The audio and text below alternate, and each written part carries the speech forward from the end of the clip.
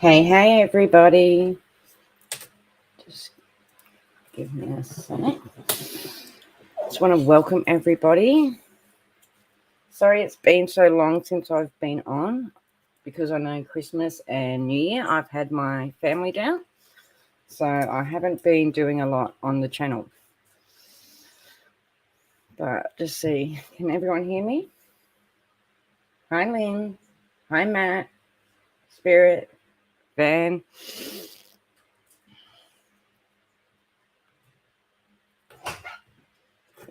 Can you all hear me okay? Am I loud enough? Put a 1 in the chat.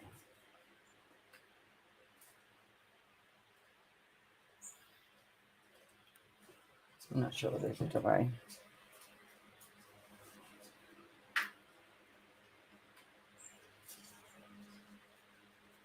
You can hear me. Okay. All right. Well, I just wanted to talk about Charlise's case. This case was actually 7 days old today, but it kind of happened really quick, and with the parents being late when they reported her missing, kind of put a big question mark in it all. But I want to go over what's happened and each of the main characters so that we can sort of understand it. So Charlise was a schoolgirl that normally lived with her grandmother in Queensland. It was Coolangatta, so it's just on the border of New South Wales and Queensland.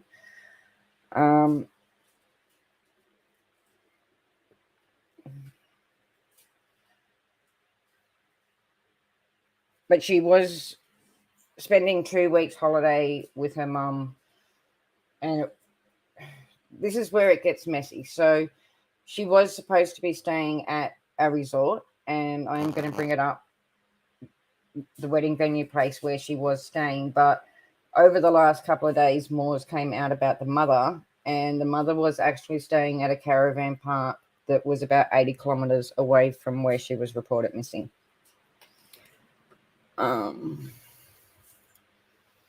So this is Charlise. She was 9 years old, and this is only, as I said, in the last 7 days that she went missing. I'm going to talk a bit about some of the other people, but this is her grandmother. So this is the one that she did live with. But as I said, we'll go into why she didn't live with her mum soon. Again, this is the mum. So this is the mum just after Charlise was reported missing. She has taken a turn and since then has been in hospital, what's made it hard for the police to interview her about any of her side of it. At the moment, she is innocent, but I think there's a lot of question marks on how much she knew, if she knew anything. But that was at the resort just after she was reported missing. So this is the fiance. So this is his... I don't want to say his name because Australian laws are funny with things like that. I'm just going to call him the fiance. But they did meet, have a very quick engagement from when they met, and Charlise's mum was actually pregnant when this has all happened. So a bit about him. He was 32. He's been charged now with Charlise's murder. He was born into a wealthy Perth family, which relocated to New South Wales several decades ago. He previously worked in the steel and timber industry and proposed to Charlise in December 2020. Despite his privileged upbringing, he was arrested in a Down at the Hill Public Housing Commission flat in Surrey Hills in central Sydney. It is not known whether he was living there at the time or visiting with friends. So going back, I'm just going to step back a bit to the mother. So this is Policia, I think is how you pronounce it. She's had previous brushes with the law as well, unrelated to the death of her daughter. Back in 2017, when her daughter was just 5 years old, she was jailed for dangerous driving, causing death, and driving with an addictive drug in her system. It was at this point that Charlise's grandmother took over Charlise's care, with COVID lockdowns also contributing to it, to the mother and daughter separation, in addition to her prison time, which only ended in 2019.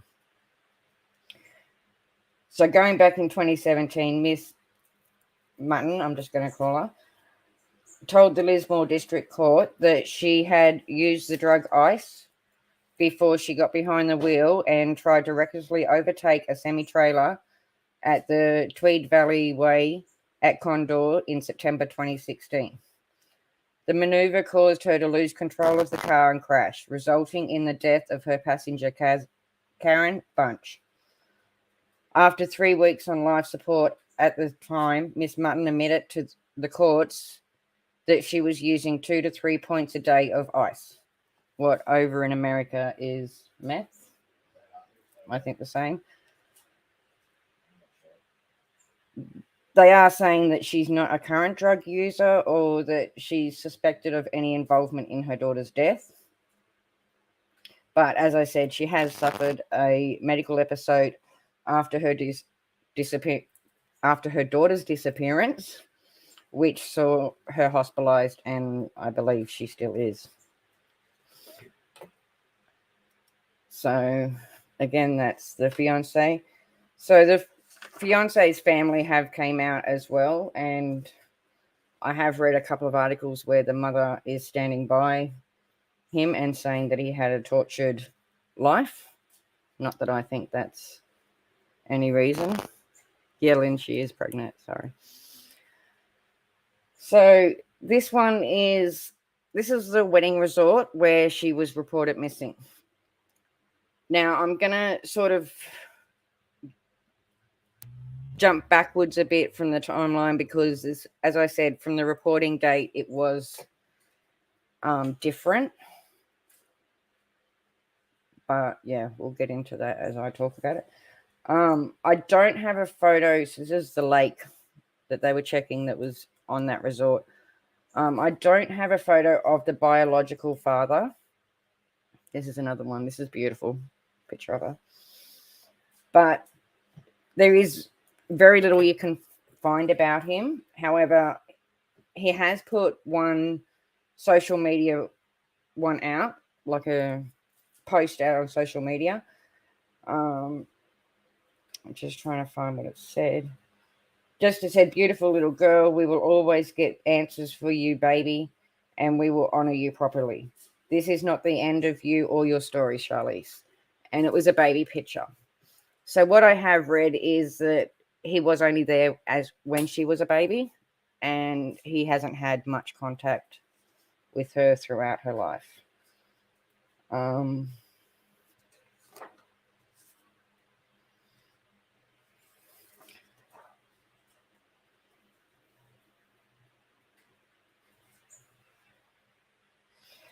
So going back, we'll start with the timeline kind of thing. It's believed that Charlise's mother was staying, as I said, at the caravan park. It was a low-budget accommodation site, and it was about 80 kilometres away from the resort. Police believe the mother of Charlise was staying at the caravan park when the 9-year-old daughter was allegedly murdered in the New South Wales Blue Mountains. Guests at the caravan park, so the caravan park was the Riverina Ski Gardens. They believe that they saw the girl with her mother in the days before her death, and claim that the mother's fiance was also seen at the caravan park. The daughter was there for a couple of days. She was playing around with the other daughters of some people there. One witness told the publications. The caravan park's owner confirmed to the Telegraph that he had spoken to the police, while locals said they saw authorities taping off one of the caravans in the park. Police are believed to have searched the property on the weekend after Charlise was reported missing at 8:20 on the Friday. So this is, as I said, with the timeline, it was late coming out. So they think that the last time she was seen is on the Thursday. But she wasn't reported missing until the Friday morning at 8:20.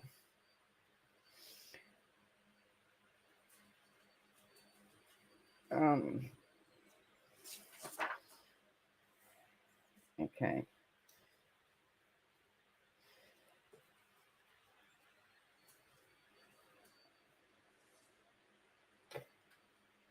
So once she got reported missing, there was quite a large scaled investigation, including the police, the SES.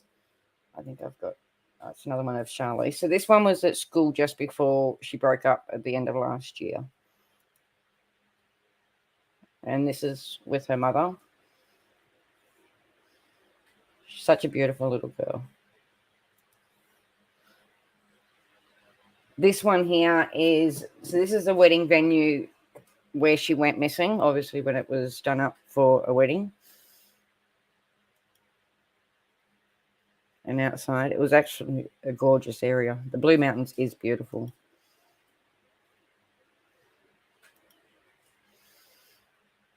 This was the command post of all of the workers.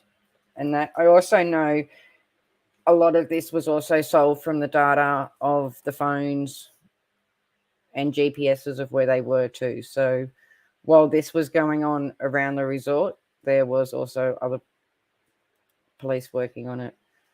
But I wanted to show like just the area that they were going through. You can even see in this one how much vegetation and bush they were looking through for her. And I believe this went for 4 days, I think.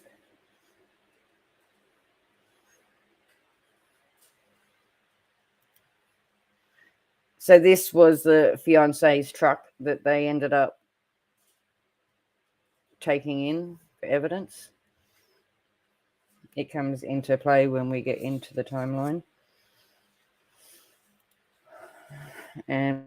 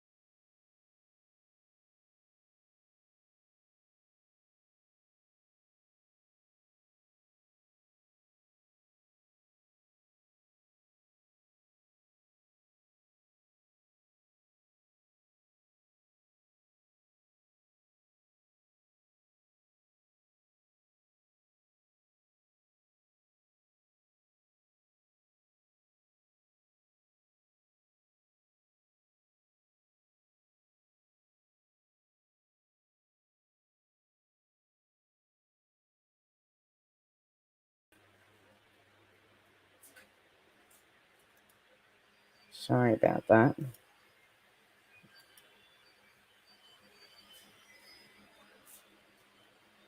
Sorry about that in my back.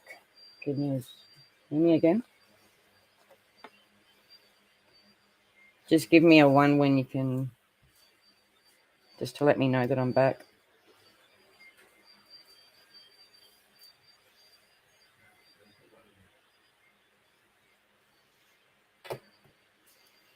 Sorry about that. Gotta love my internet when you're sharing with teenagers.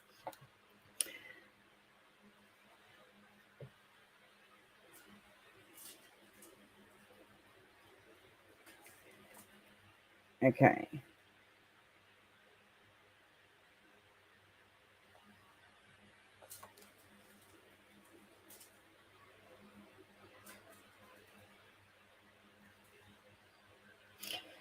So back on Tuesday, January 11th, according to the Telegraph Mail, and that's where I've got most of my articles from, the detectives alleged that Miss Mutten had left Charlise in the care of the fiancé on Tuesday night. The Telegraph also states that Miss Mutten was staying at the Riverside Garden in Lower Portland. As I said, it's about a 40-minute drive away. At the time of her daughter's alleged murder, it was roughly 80 kilometres east of the Winston property. So Thursday, January 13th, police are later told Charlise was last seen on the Thursday on a veranda of the Mount Wilson property. The 12.5-acre Winston estate, a popular wedding venue, is owned by the fiancé's wealthy family and is listed as his home address. The fiancé allegedly had phone conversations with Miss Mutten, what is Charlise's mum, discussing purchases of a number of 20-kilo sandbags from a hardware store to fuel a boat and then try and float the boat on the water at one of the docks in the inner Sydney. Police alleged that the fiancé purchased 5 20-kilo bags of sand from Bunnings.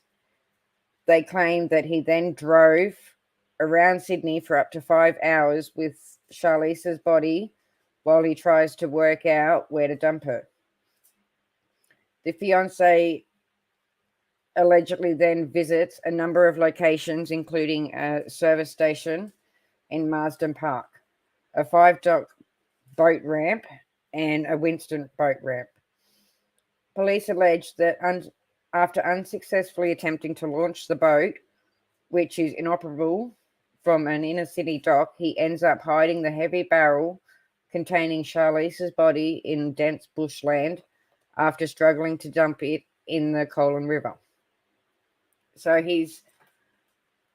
after attempting to get the boat and not being able to get the boat out on 2 different ones, he's then tried to go to Colin River. I think that's about 40 kilometres from Sydney, and trying to get it down to the river, and I don't think he quite got there because the barrel had the 5 kilos, or the 20 kilos of sand in it.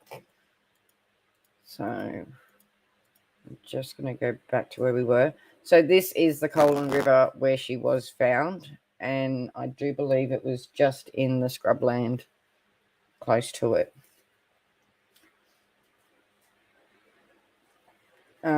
So Friday, after all of that, we're on Friday, January the 14th. Charlise was then reported missing at 8:20 on the Friday morning.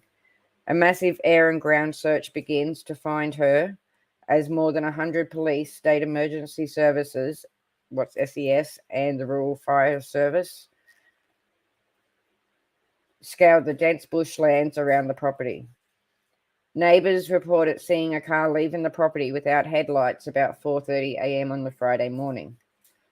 Charlise's mother collapsed and was taken to the hospital.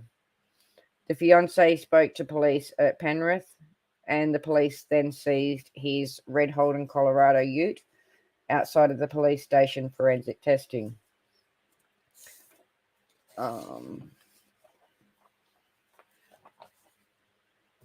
On the Saturday, January the 15th, the homicide detectives take over the search and the property is declared a crime scene.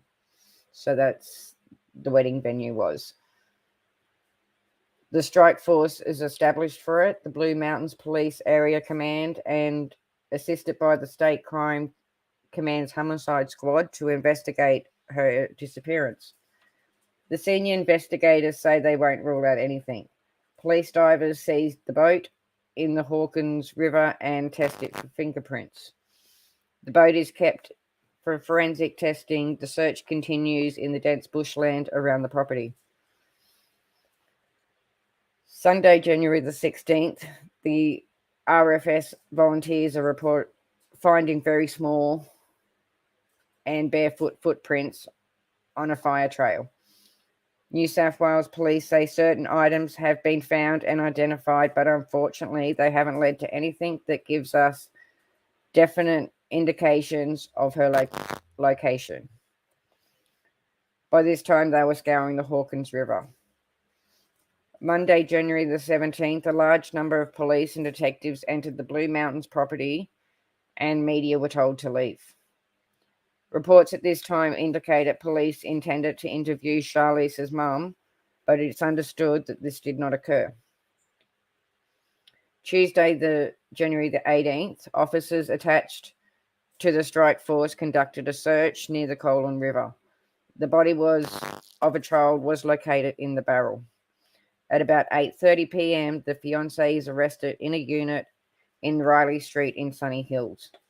He is taken to Surrey Hills Police Station and charged with the murder.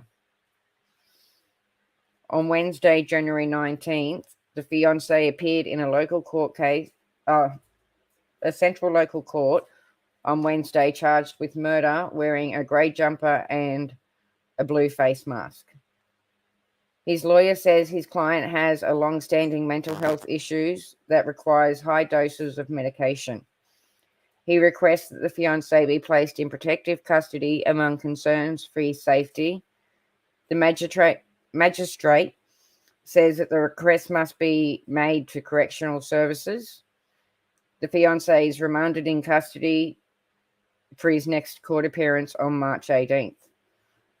Police reveal the search for the girl took place as homicide detectives pursued a number of leads, particularly using the CCTV, the GPS, the data of the phones, records, as well to track the fiancé's movements. They say that they were tipped off by inconsistencies in the versions of events given to police.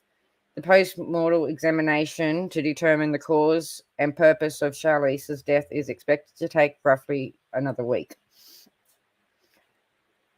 So the mother's still in a medical supervision and she's yet to be interviewed by police either.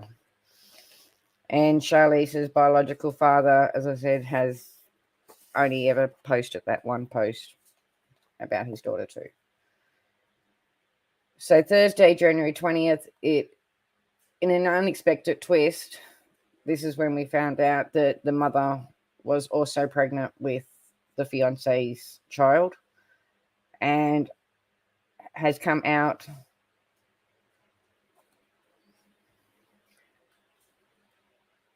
in an unexpected twist, the mother of the fiancé has come out to defend her son, claiming that he had a tortured life.